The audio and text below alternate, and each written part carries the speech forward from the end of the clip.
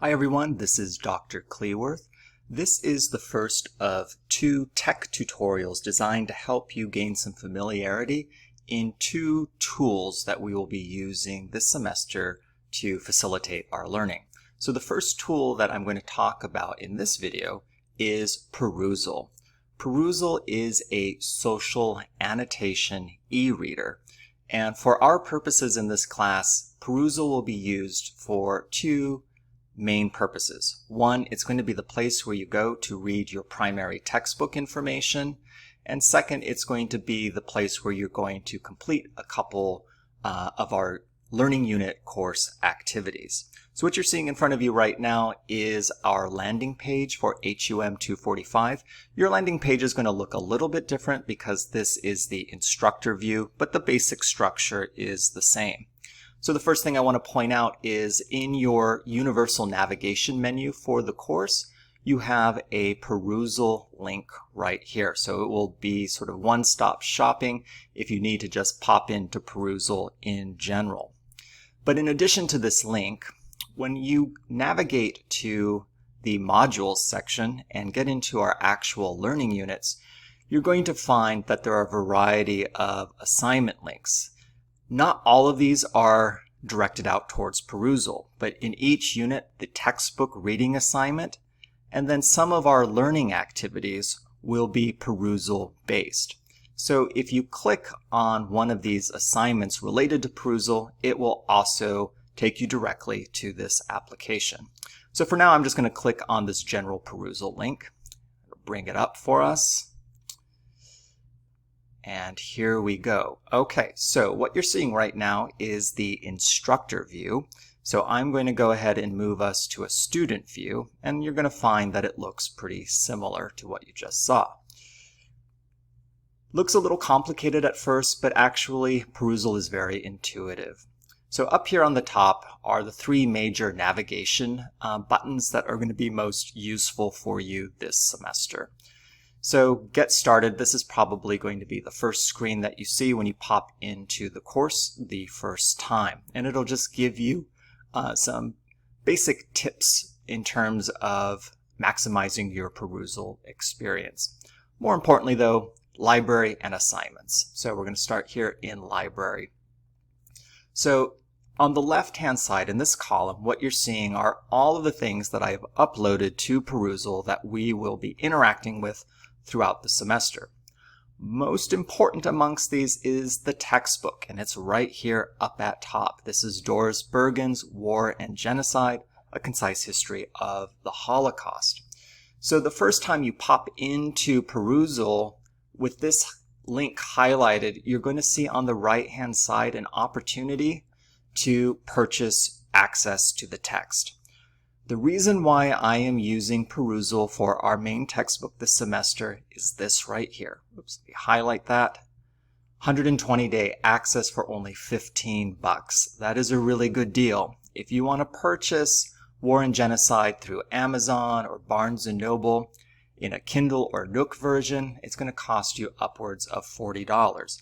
Now, if you want to do that, that's totally fine. You do not necessarily have to read War and Genocide through the Perusall app because the assignments that I've established in Perusall for this just give you page numbers. It doesn't do any sort of automatic scoring. So if you are reading in a separate e-reader or you're just like an old-fashioned hard copy textbook, that is okay.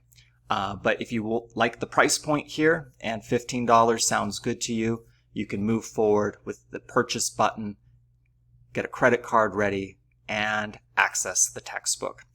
When you pay for your book, it'll give you two options, credit card and an access code through the bookstore. Do not use the access code through the bookstore because I have not coordinated with the GCC bookstore for this title, so they won't have an access code to give you, okay?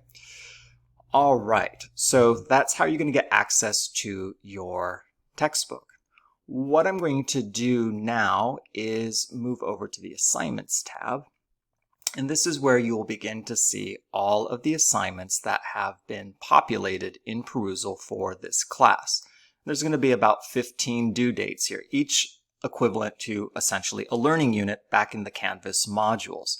So you'll see for our very first learning unit, we have a reading assignment from our textbook and another activity related to Holocaust photographs. So if I click on the Reading Unit 1 textbook, you'll get a little description of what I'm asking you to read, and then it will tell you, okay, let's go. Let's work on this assignment. So if I click on this in Student View, you're going to have to go through the purchase process. So I am going to back out. This is always a little tricky here. And, oh, now I can go here to return to my account. All right, so I'm back in the instructor view. So if I click on this, I'm going to open up the ebook assignment, and you're going to see, again, a description of the Week 1 reading assignment from the textbook, asking you to read pages 1 through 11. So a nice little feature of the text is, unfortunately, my screencast right now is kind of hiding the option up here, but if you look up here, you'll see page number. You can navigate directly to whatever pages are being assigned. So we are going to start on page 1. I'm going to flip through. There's page 2, and here's page 1. So we're good to go.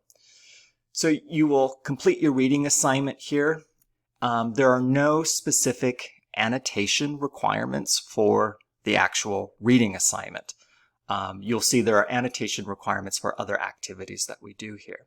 So as you do your reading, there's some cool things you can do. One tool that I really like is this notes link here on the right. I can click on that, and I can click New, and I can take any notes that I feel are really helpful for me with respect to gaining clarity on parts of the reading, notes for follow-up. Maybe there's some terminology that requires additional definitions, so on and so forth. So you can highlight and annotate through this notes section here, and that will help you engage the reading in a more robust way. Okay, so this is what you will have with respect to interacting with the textbook. I'm going to go back here to assignments, and you see that all of the reading assignments from the textbook are marked as optional. They're optional in the sense that they are not graded in Perusall. You're not getting any points for it. It is not optional in the sense that you can just skip the reading. This is required reading, but indicating it as optional is the only way I can set it up in Perusall so that you don't get a column in your Canvas gradebook for the reading assignment, and then you see zeros and all of that stuff, and that will cause confusion. So by setting it as optional, it's not going to create a graded assignment over in Canvas where you would be expecting a score. Now these other assignments, you'll see, do not have that optional tag on them. So those are graded within Perusall. So let me go ahead now and show you one of those graded assignments so that you know how to utilize it. So I'm going to go to Activity, the Holocaust in Photographs, clicked on that. So I have a pretty extensive description of this first assignment. The descriptions will not always be this long, but since it's the first one, I want to provide as much scaffolding as possible. And here at the very top, you'll see a Perusall startup web page. It's super useful. You click on that, you'll see this Getting Started link, and it has a really nice overview of how to use Perusall. So this should be kind of your cheat sheet. And this tutorial link right here for using Perusall in an LMS account, such as Canvas, if you click the drop down there, you'll see a little video pop up, and it's useful to take a look at that. So I'm going to go back in here, and we are looking at the assignment again. And essentially what the assignment is going to tell you is that we are going to look at a series of photographs, and you're going to complete 5 social annotations. Annotations are simply in-depth comments about aspects of reading or images that you see within an assignment, okay? And up here is a sense of how those comments or annotations are evaluated. What exceeding expectations looks like for an annotation versus one that development is needed. Each of these learning activities in Perusall is going to be worth approximately 40 points. And you're going to be able to earn points through a variety of different ways. Through the content of your annotations, by making sure that your annotations are sufficient in terms of numbers, so you need to get to 5 of them. You can also earn points by looking through the entire document in an activity, so scrolling through the whole thing could possibly elevate your score. Distributing your annotations across the document instead of just putting them all clumped together in one paragraph on the first page of an assignment. That's another way you can earn points. So I give you a lot of latitude for how you can get the highest score possible with respect to your social annotations. So I'm going to go ahead and open up the assignment in the instructor view. In your view, you'll see like a green assignment link. Let me actually pop over there and see if it will help us out. All right. Yeah, so here's the work on the assignment. You'll click on that. And the first time you use an assignment in Perusall, you're going to get a lot of tutorial instructions. So if I click on next here, what's going to start happening is you're going to get a tour of all of these drop downs and sidebar menu options. So you'll see that it's going to show you how to select text within a document so that you can highlight how you do your annotations, selecting group members. We're not going to have a lot of groups in this class, so don't worry about that. An icon so you can see all the conversations going on as students are publishing their annotations. Starred annotations so you can look at a list of annotations that your fellow colleagues have marked as being, wow, that was pretty insightful. We should all be looking at this. We should all be responding to this. Thumbnails, so on this left-hand side over here, you'll see thumbnails of all the pages if you want to quickly navigate through a document that has many pages. Table of contents if relevant. If you're just looking for a word or an image, you can always click on this, type that search term in, and that will take you to any place in the document with relevant language.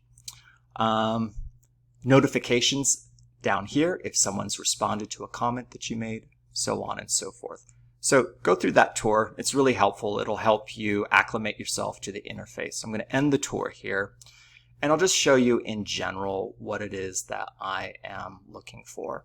So in this first assignment, you're going to be looking at a variety of Holocaust photographs. Kind of a little bit of a lag here as the PDF loads. So there's about 31 images.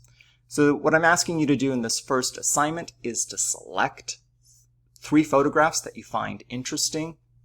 You'll see all of the assignment instructions here on the right. And okay, I have found an image that I want to annotate and I'm really interested in.